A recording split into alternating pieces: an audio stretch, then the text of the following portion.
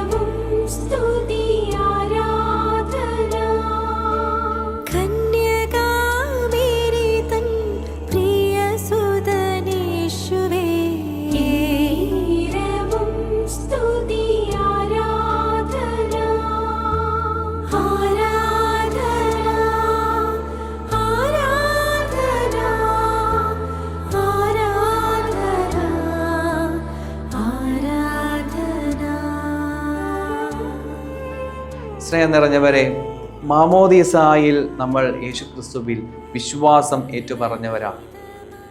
നമുക്ക് വേണ്ടി നമ്മുടെ ബലതൊട്ടമ്മയും തലതൊട്ടപ്പനും വിശ്വാസം ഏറ്റുപറഞ്ഞു. പിന്നീട് അറിവ് വെച്ച നാൾ മുതൽ കൂദാശകൾ ഓരോന്നും സ്വീകരിക്കുന്ന വഴി യേശുവിലുള്ള വിശ്വാസം നമ്മൾ ഏറ്റുപറഞ്ഞു. പക്ഷേ നമ്മുടെ ജീവിതത്തിൽ വിശ്വാസം പ്രാവർത്തികമാക്കിയിട്ടുണ്ടോ? വിശ്വാസം നമ്മൾ പ്രാക്ടിക്കലാക്കിയിട്ടുണ്ടോ? എങ്കിൽ അത് പ്രാക്ടിക്കലാക്കേണ്ട കാലഘട്ടമാണിത്.